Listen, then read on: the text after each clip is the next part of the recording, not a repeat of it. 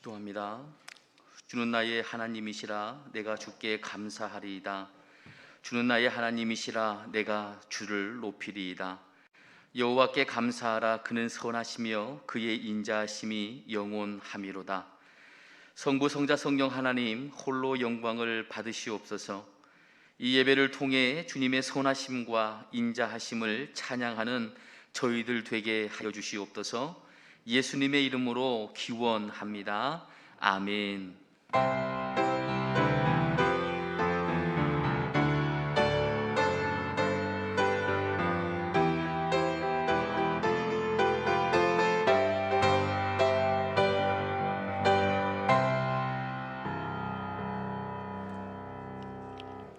다 함께 은혜를 사모하며 찬송가 265장으로 우리 하나님께 영광 올려드리겠습니다. 찬송가 265장입니다.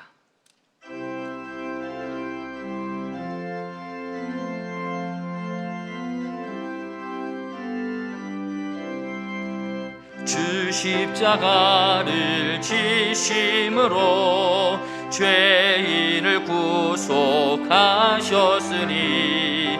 그 피를 보고 믿는 자는 주님의 진노 면하겠네.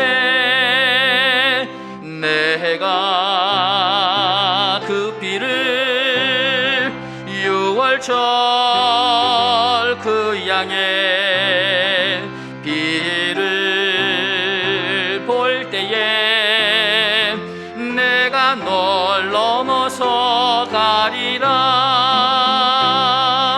흉악한 죄인 괴수라도 예수는 능히 구원하네.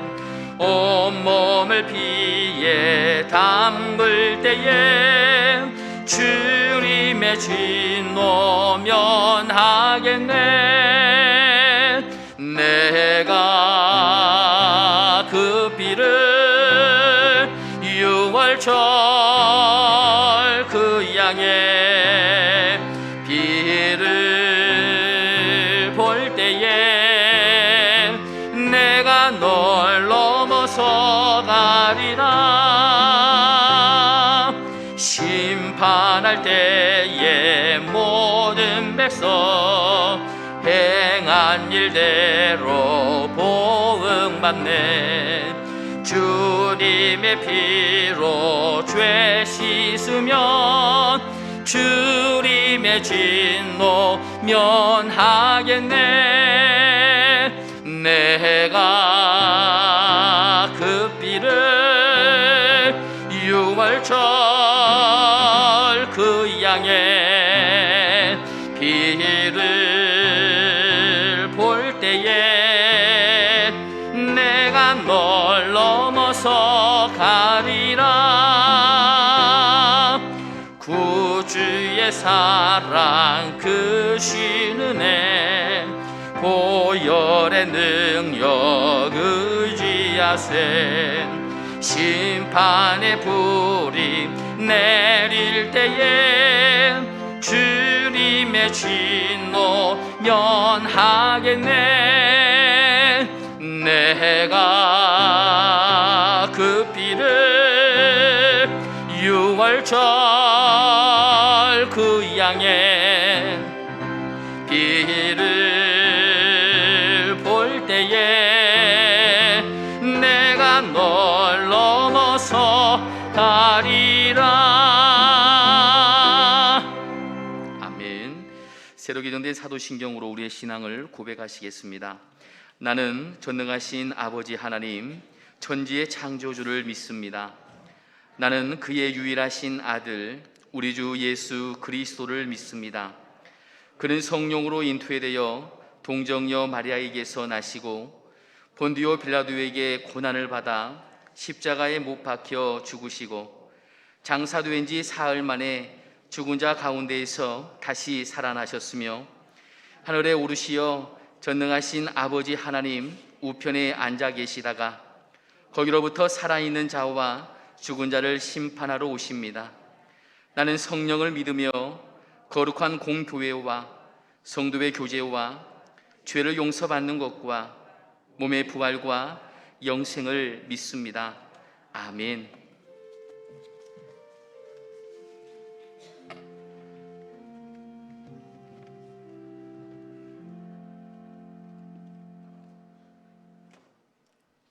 생명의 근원이 되시고 역사를 주관하시며 저의 삶을 인도하시는 하나님 아버지, 주님의 한량없는 은혜와 사랑에 진심으로 감사를 드립니다.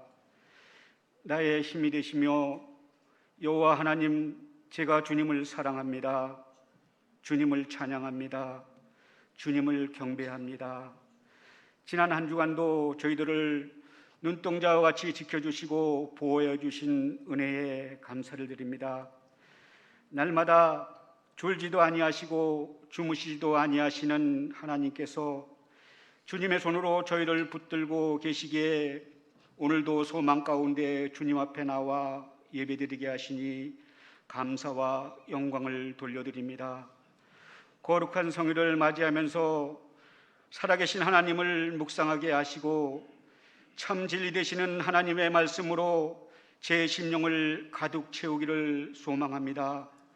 예수 그리스도의 보배로운 피로 제 몸과 마음과 영혼을 정결케 하시고 오직 성령의 충만함을 받아서 하나님이 선하시고 기뻐하시고 온전하신 뜻 가운데 거하기를 소망합니다. 사랑의 하나님 아버지, 무엇보다도 제 자신이 하나님 아버지의 자녀요 백성임을 늘 기억하면서 살기를 원합니다. 나의 나된 것은 오직 전적인 하나님의 은혜 때문임을 고백합니다. 저희를 넘치는 사랑으로 사랑하셔서 죄와 사망의 권세 아래에서 죽을 수밖에 없었던 저희들을 구원하여 주시고 십자가의 죽음을 이겨낸 부활의 능력으로 말미암아 완전한 변화된 새로운 피조물로 살게 하여 주시니 감사를 드립니다. 주님, 이전 것은 지나갔으니 보라 새 것이 되었도다 말씀하신 주님의 말씀을 사모합니다. 오늘도 제 모든 삶의 발걸음이 선하신 주님의 계획 가운데 동참하면서 주님과 함께 걸어 나아가는 삶의 여정이 되도록 인도하여 주시옵소서. 하나님 아버지, 바라옵기는 오늘도 겸손한 마음으로 주님께서 맡겨주신 사명을 온전히 감당하기를 소망합니다.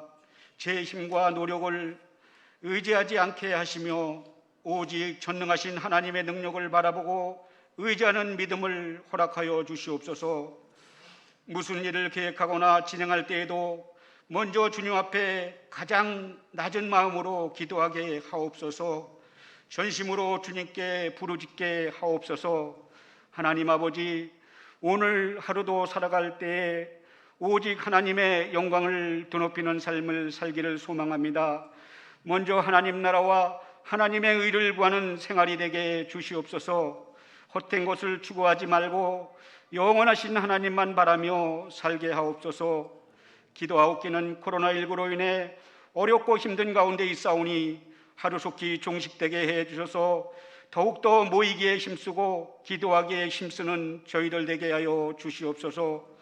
오늘도 말씀 들고 단위에 서신 목사님 붙들어 주옵시고 선포되어진 말씀에 위엄이 있게 하시고 듣는 저희들 아멘으로 화답하게 하옵소서. 주신 말씀에 감사하오며 날 구원하신 예수님의 이름으로 기도하옵나이다. 아멘.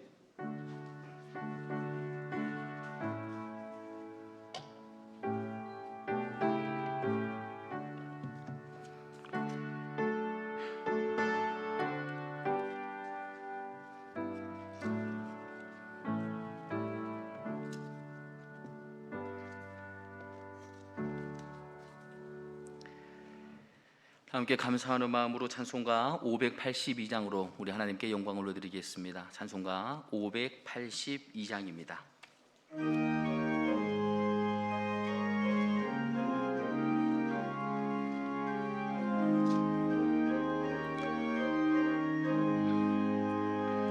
어두운 밤 마음에 잠겨 역사의 어둠 짙었을 때에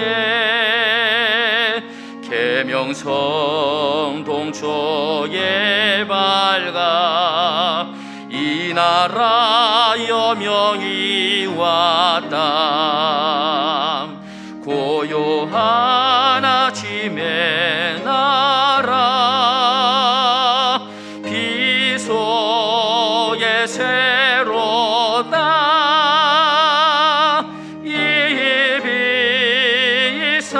삶 속에 얽혀 이 땅에 생명 탐노아간다.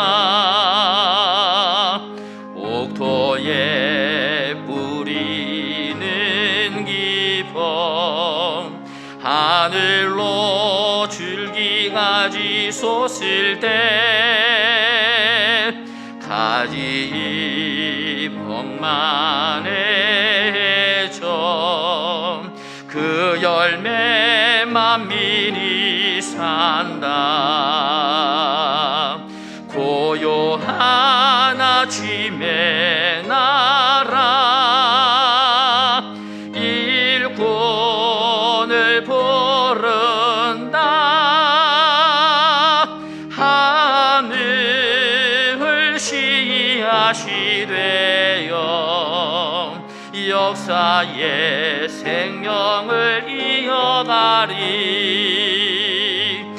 맑은 샘 줄기 용솟아 거칠은 땅에 흘러 적실 때 기름진 푸른 벌판이 눈앞에 활짝 트인다. 고요한 아침의 나라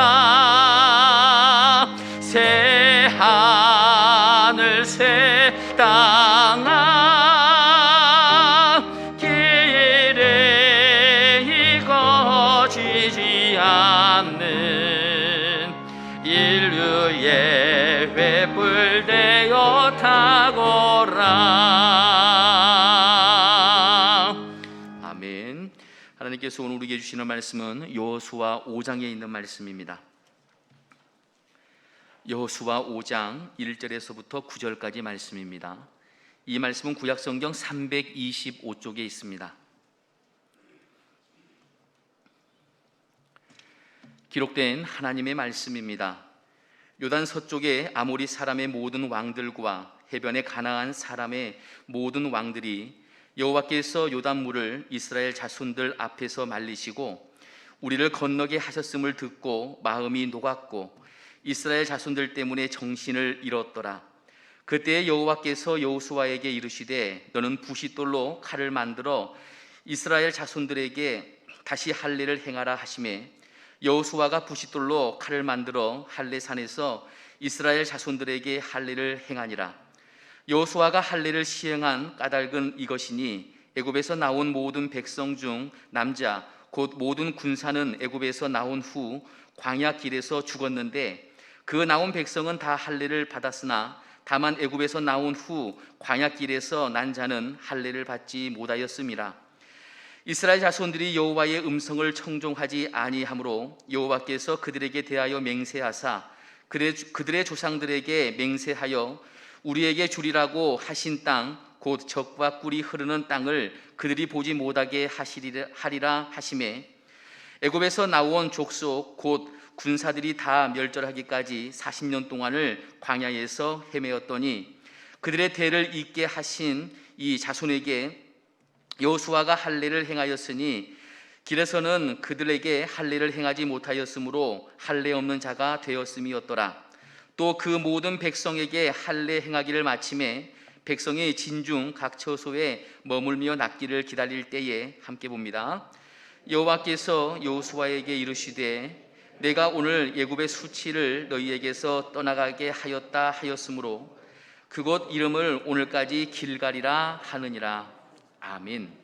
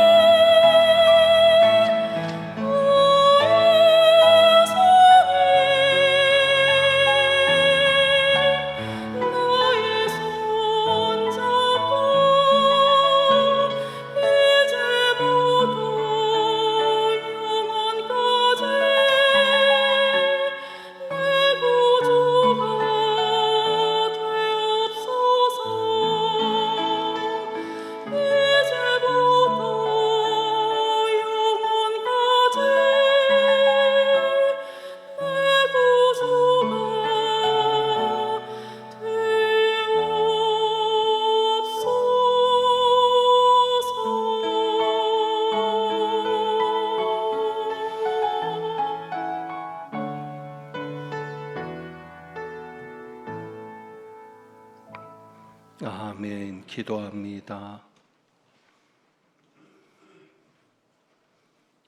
우리의 모든 죄와 허물을 위해 십자가에 달리신 주 예수 그리스도를 믿고 그 믿음으로 주님을 찬양하며 우리를 구원하신 아버지 하나님을 높여 드립니다.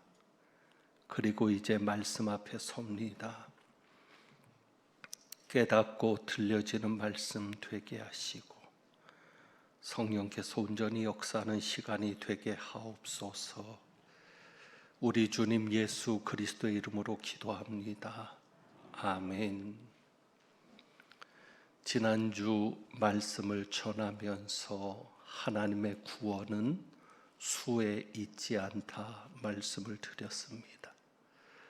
우리가 가진 것이 많고 적으냐, 혹은 우리의 능력이 크냐 적으냐에 구원이 있지 않고 오직 하나님에게만 구원이 있음을 말씀을 드렸습니다.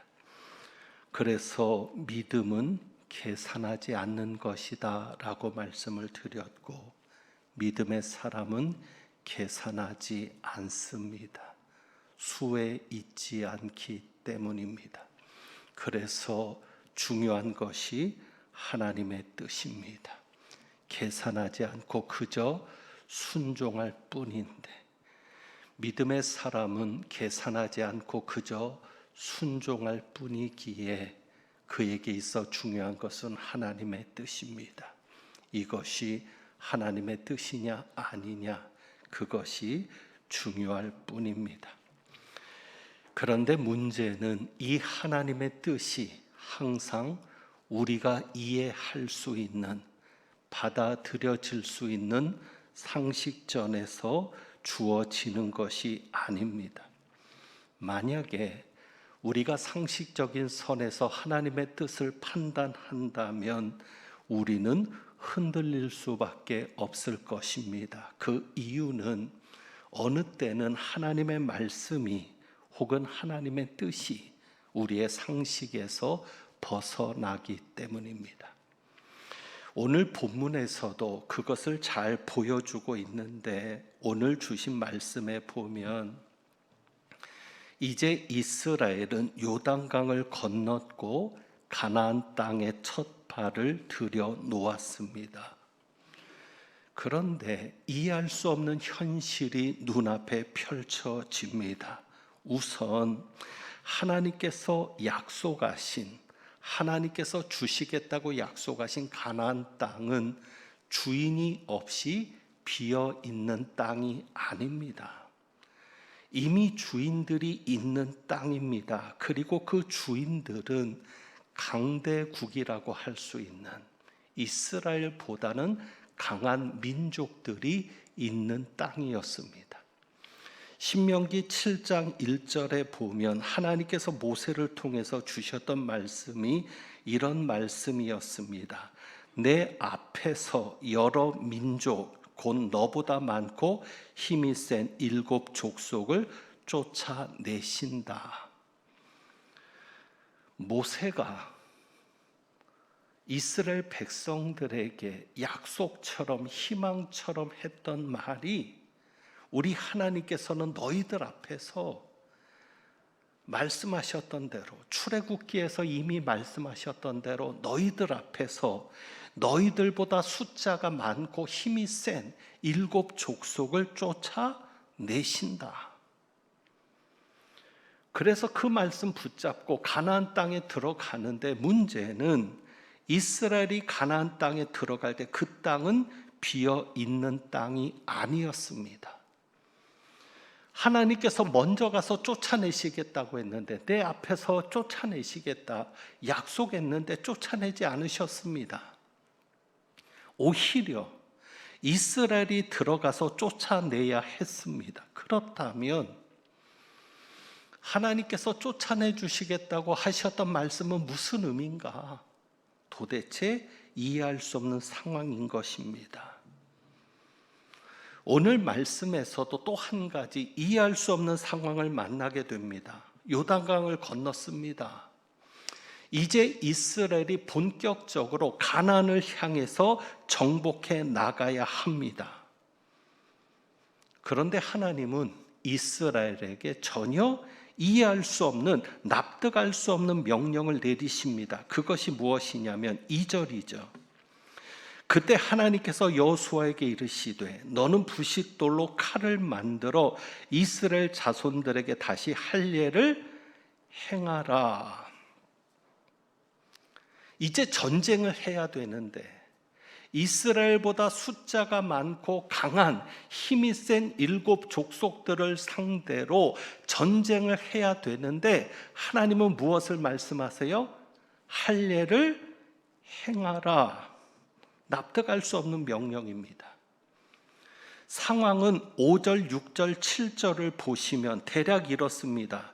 이스라엘 백성들이 애굽, 이집트에서 나온 후 40년 동안 할례를 받지 못했습니다. 그래서 광야에 있을 동안은 할례 받지 못한 자가 되었습니다. 이제 처음으로 할례 의식을 행하게 되는 겁니다. 하지만 이 상황은 절대 이해할 수 있는 상황이 아닙니다. 왜요? 지금 그들의 눈앞에는 강한, 이스라엘보다 숫자가 많고 강한 7 족속들, 적들이 있습니다. 그런데 그 적들 앞에서 할례를 받으면 며칠 동안 고통을 겪어야 합니다. 그때 그들이 공격해 오면 어떻게 되겠습니까? 창세기 34장에 보면 이 상황을 짐작할 수 있는 사건이 나오는데 14절부터 기록되어 있는 내용입니다. 야곱의 딸인 디나가 세겜 사람들에 의해서 더럽힘을 당합니다. 야곱의 아들들이 분노를 하죠. 그래서 작전을 세웠던 것이 세겜 사람들에게 할례를 받게 합니다. 너희가 할례를 받으면 누이를 주겠다. 할례를 받지 않으면 누이를 주지 않는다. 우리는 할례 받지 않은 자들과 함께할 수 없다. 너희가 할례를 받으면 앞으로 우리는 혼인을 통해서 서로 하나가 될 수 있다는 거죠. 자유롭게. 너희가 할례만 받으면 자유롭게 아들도 주고 딸도 주고 얼마든지 우리가 함께할 수 있다. 그래서 세겜 사람들이 할례를 받은 겁니다. 그들이 할례를 받고 아파할 때 시몬과 레위가 그들을 기습 공격해서 전멸시키게 됩니다. 그러니까 8절의 상황과 똑같은 상황이 되죠. 8절에 보면 또 그 모든 백성에게 할례 행하기를 마침에 백성이 진중각 처소에 머물며 낫기를 기다릴 때 세겜 사람들이 할례를 받고 고통 가운데서 낫기를 바라며 아파할 때 야곱의 아들 중에 시몬과 레위가 기습 공격을 해서 그들을 전멸시킨 겁니다. 마찬가지 상황입니다. 이스라엘 사람들이, 이스라엘 남자들이 할례를 받아서 고통 가운데 있을 때 가나안 족속이 기습 공격을 해온다면 다 죽을 수 있습니다. 그런데 하나님은 할례를 명하시는 겁니다. 거기에다가 더 한 가지, 유월절을 지키게 하십니다. 전쟁을 앞둔 상황에서 유월절을 지킨다는 것도 어떻게 보면 참 우스운 일입니다. 오늘 현충일인데 여러분이 한번 생각해 보세요. 전쟁터에서 지금 전쟁을 치러야 되는 상황인데 적군들 앞에서 할례를 받고 유월절을 지키겠다고, 어찌 보면 명절을 지킨다고 한다면 그것이 납득할 만한 상황입니까? 하나님은 정말 이해할 수 없는 명령을 하십니다. 만약에 여기에서 계산한다면, 따져본다면 그 말씀에 순종하지 못할 것입니다. 왜요? 만약에 계산해 본다면 작전상으로 군사적인 작전을 짜면서 이 상황을 계산한다면 절대 할례를 받아서도 안 되고, 그리고 유월절을 행해서도 안 되는 겁니다. 가나안 7 족속이 언제 공격해 올지 모르기 때문입니다. 하지만 믿음은 계산이 아니라 순종입니다. 하나님을 믿는다면 순종하지 않을 수 없는 겁니다. 그리고 오늘 이 말씀에서 우리가 자세히 한 번 더 들여다볼 것은, 하나님은 순종을 명하시는데 우리는 납득할 수 없는 상황에서, 받아들일 수 없는 상황에서 하나님은 그래도 순종하라고 하시는데, 보이지 않는 곳에서 하나님은 이미 순종할 수 있는 여건을 만들어 놓으셨다는 사실입니다. 자, 계산을 해본다면 이렇습니다. 만약에 정상적이라면, 우리는 항상 상식적인 선에서 움직이려고 하잖아요. 상식적인 선이라면 요단강을 건너기 전에 할례를 받게 하시는 게 맞습니다. 할례를 받아서 고통 중에 있을 때라도 가나안 족속들이 요단을 건너서 공격해 오지는 않을 것이기 때문입니다. 왜? 이스라엘 백성들도 기적 같은 방법으로 건너야 했던 때이니까요. 그러면 상식전에서 생각한다면 요단강을 건너기 전에 할례를 명하시고, 이제 요단만 건너면 가나안이니까 너희가 이제 할례를 받자, 그리고 유월절을 지키자 하고, 그리고 나서 요단을 건너게 하셔야 했습니다. 그런데 요단강을 건너게 해놓고 할례를 받으라 하십니다. 상황은 더 심각한 상황이 됩니다. 왜? 도망갈 수도 없습니다. 만약에 앞에서 가나안 족속이 공격해 온다면 뒤에는 요단강입니다. 도간에 든 쥐의 형국이고 사면 초가의 상황입니다. 그런데 하나님은 할례를 명하십니다. 왜요? 이미 하나님이 상황을 정리해 놓으셨거든요. 그들이 요단을 건너가서 할례를 받더라도 가나안 족속들이 움직일 수 없는 상황을 이미 하나님이 만들어 놓으셨거든요. 그것이 바로 1절입니다. 1절을 봅니다. 1절을 보면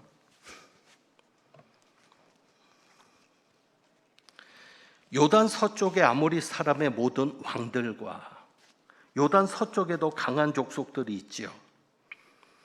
요단을 건너기 전에도 강한 족속들이 있고, 요단을 건넌 후에도 강한 족속들이 있습니다. 요단 서쪽의 아모리 사람의 모든 왕들과, 그리고 해변의 가나안 사람의 모든 왕들이 하나님께서 요단물을 이스라엘 자손들 앞에서 말리시고 우리를 건너게 하셨음을 듣고 어떻게 되었습니까? 마음이 녹았고 이스라엘 자손들 때문에 정신을 잃었더라. 하나님이 미리 작업을 해놓으신 겁니다. 눈에 보이는 상황은 달라진 것이 없습니다. 가나안의 7 족속이 그대로 눈에 있고,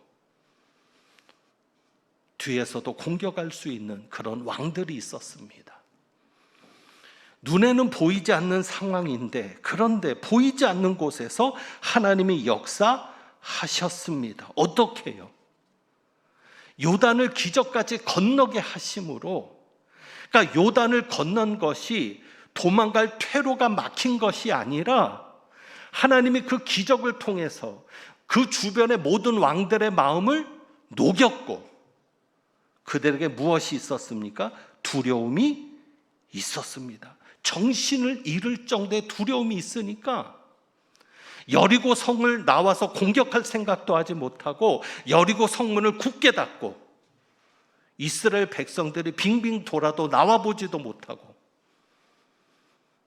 그대로 무너질 수밖에 없었던 것은 하나님이 하신 겁니다. 하나님께서 이미 정리해 놓으신 겁니다. 어찌 보면 내가 너희들 앞에서 그들을 내쫓아 주겠다, 눈에 보이게 내쫓아 주신 것은 없습니다. 그냥 그대로 있습니다. 하지만 이미 하나님이 앞에서 이스라엘 백성들이 걸어갈 때 그 앞에서 이미 다 정리해 놓으시고 그리고 하나님이 말씀하시는 겁니다. 여러분, 과연 우리는 하나님을 온전히 믿고 있습니까? 오늘도 우리는 힘든 시간을 살아가고 있는데 우리 눈에는 하나님이 미리 준비해 놓은 것이 보이지 않습니다. 그냥 상황만 보입니다. 내가 가진 것만 보입니다. 그러니 계산하면 순종하기 어렵습니다. 하지만 하나님께서 말씀하신 것에는 이유가 있습니다. 하나님이 다 계획이 있으시기 때문에 말씀하십니다. 그래서 우리는 그냥 순종하기만 하면 놀라운 일이 벌어지는 것입니다. 여러분이 그 은혜를 체험할 수 있기를 원합니다. 찬송가 620장에 보면 2절 가사가 참 은혜가 됩니다. 다 은혜가 되지만 2절 가사가 특히 은혜가 됩니다. 이런 가사입니다.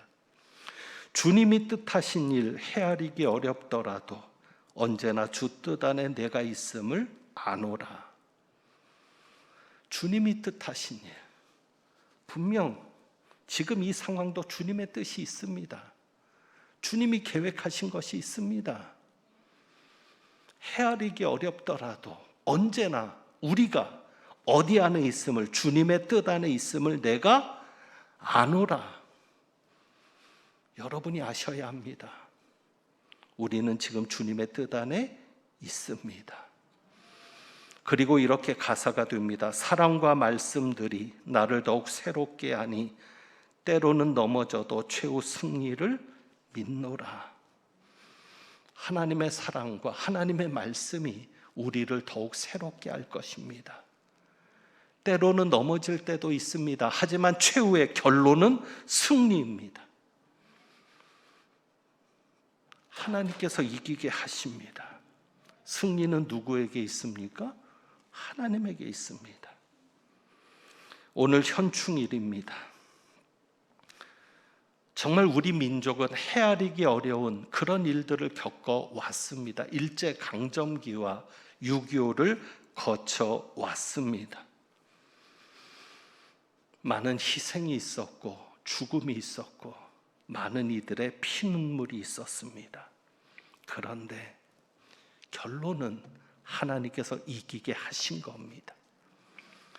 우리의 계산으로는 어떻게 우리가 일제강점기를 벗어날 수 있습니까? 우리가 가진 것을 계산해 가지고는 어떻게 그 전쟁을 끝낼 수가 있었겠습니까? 하나님께서 승리하게 하신 겁니다. 그렇기 때문에 우리에게 있어서 중요하게 여겨야 될 것은 하나님과의 관계입니다. 하나님과의 관계만 바로 맺어 있으면 소망이 있는 것은 하나님께서 하실 것이기 때문입니다. 그렇기 때문에 하나님은 가나안의 적들 앞에서 할례를 행하라는 겁니다. 관계를 새롭게 하자. 너희가 할례 받지 않은 자였다. 그 얘기는 하나님과는 상관없는 자였다는 겁니다. 하나님과 상관없는 자로 살지 말고 하나님과의 관계를 새롭게 하자. 그래서 할례를 받으라고 하셨고 유월절을 지키라고 하신 것은 이제 하나님과 관계 있는 자로 가나안 땅에서 살고 하나님이 관계하는, 하나님이 함께하는 백성들로 하나님이 약속하신 가나안 땅을 누리게 하기 위함이었습니다. 여러분에게 있어 중요한 것은 계산하는 게 아닙니다. 어떤 어려움에 직면했을 때, 어떤 문제에 직면했을 때 하나님과의 관계를 먼저 새롭게 하십시오. 그러면 나머지는 주님이 하십니다. 중요한 것은 이것입니다. 예배를 드릴 때도 형식적인 예배가 아니라 형식적인 종교 생활이 아니라 정말 이 예배를 통해서 하나님과의 관계를 새롭게 하고 그리고 일주일 동안 밖에서 살아가면서 하나님 없는 자로 살지 말고 하나님보다 세상을 더 가까이 하는 자로 살지 말고 하나님과 늘 함께하고 동행하면서 매일매일 하나님과의 관계를 점검해 나가면서 그렇게 하나님의 말씀에 따라가는 삶이 되시기를 원합니다. 그러면 분명 헤아리기 어렵더라도 하나님의 뜻이 이루어지며 여러분의 삶에 나타나는 기적을 경험하게 될 줄 믿습니다. 기도하겠습니다.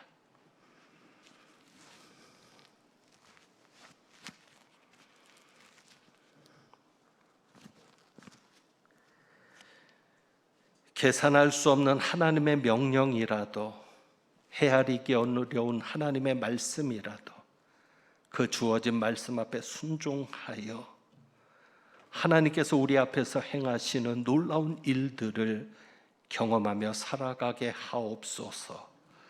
보이는 환경이나 보이는 내 자신에게 집착하지 않게 하시고 보이지 않는 하나님에게 더 관심을 가지며 하나님과의 관계를 늘 새롭게 하는 것에 중심을 두고 살아가는 저희들 되게 하옵소서. 우리 주님 예수 그리스도의 이름으로 기도합니다. 아멘. 이제 말씀 생각하면서 찬송가 440장, 어디든지 예수님이 우리를 이끌어 주시면 우리는 어디든지 예수님과 함께 가려고 합니다. 그 마음을 가지고 440장 찬송 드립니다.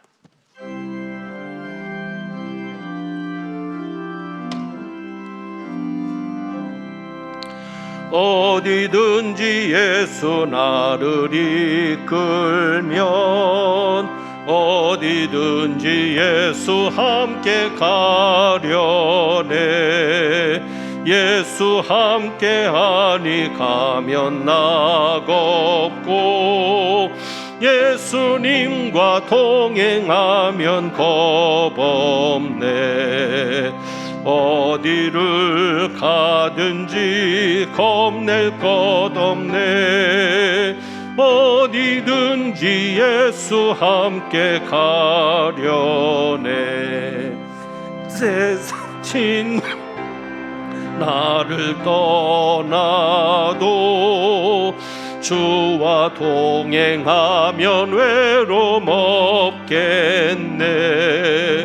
가는 길이 위태하고 험해도 어디든지 예수 함께 가려네. 아멘. 어디를 가든지 겁낼 것 없네. 어디든지 예수 함께 가려네. 어두운 그늘 나를 애워쌀 때에 주가 함께 계심 믿고 자려네.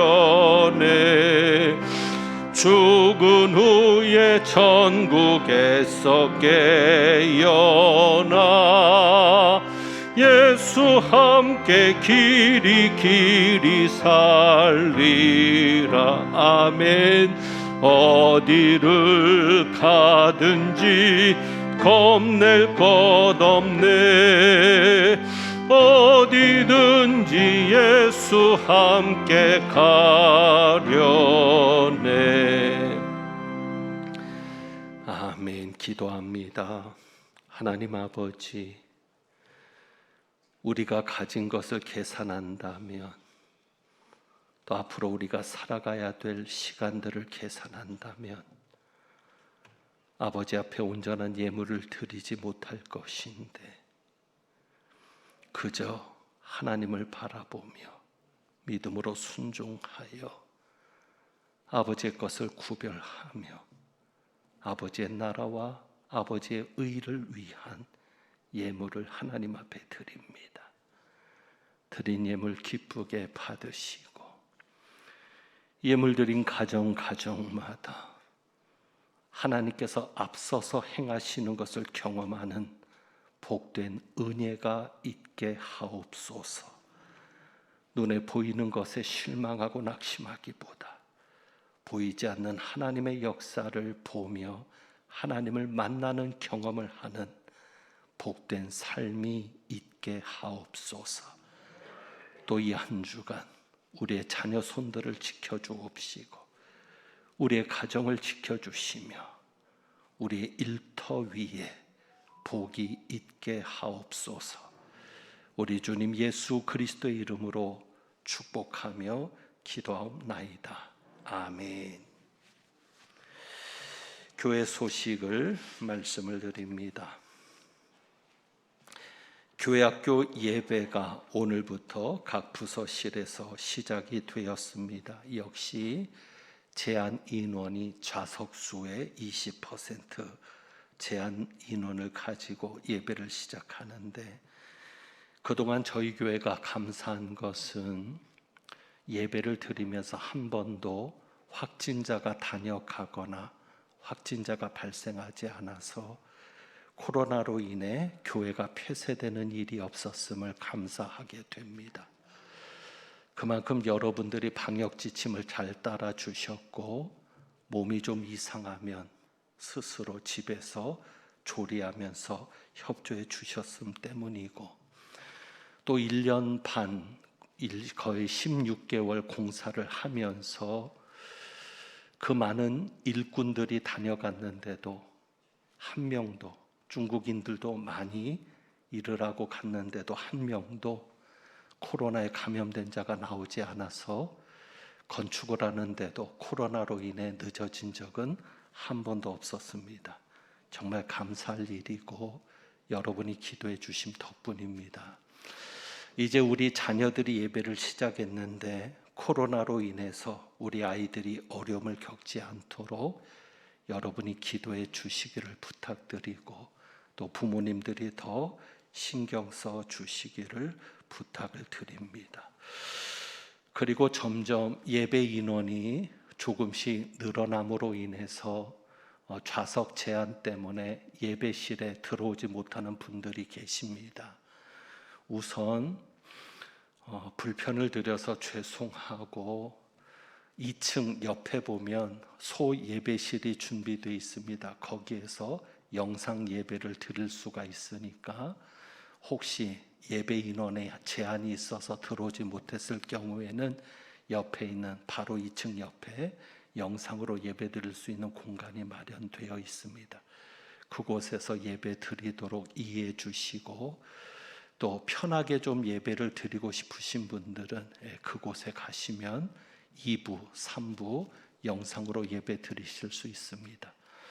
또 보시다시피 찬양대석에 몇 분 더 앉을 수 있는데 사실 이 앞에 앉는 것이 쉽지 않습니다. 그래서 먼저 오신 분들 중에라도 항존직 분자들이나 혹은 찬양대 중에 이곳에 앉아서 예배를 드리시는 분들이 조금 더 계시면 몇 분이라도 더 이 안으로 들어오실 수 있으니까 서로 그렇게 양보하시면서 또 도우면서 이 기간을 헤쳐 나갈 수 있기를 원합니다. 이제 코로나 백신 완료가 마치면 인원 제한은 그분들에게는 해당이 없다고 해서 더욱더 좌석이 부족해질 것 같은 생각이 듭니다. 여러분들이 어렵더라도 잘 협조해 주시고 따라 주시면 감사하겠습니다. 지난 주간에 황동희 권사님 모친 장례가 있었습니다. 하나님의 은혜 가운데 잘 마쳤는데 슬픔 당한 권사님을 위로해 주시고 또 가정을 위해서 기도해 주시기를 부탁드립니다. 축도하겠습니다.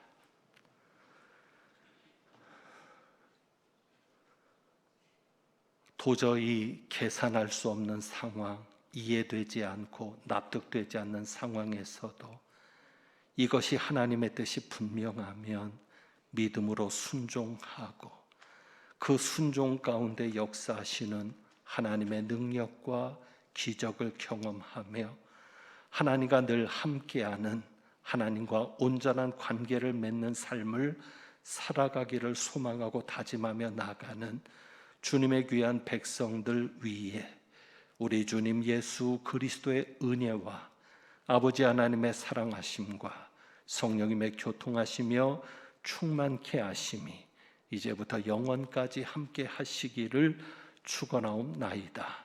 아멘.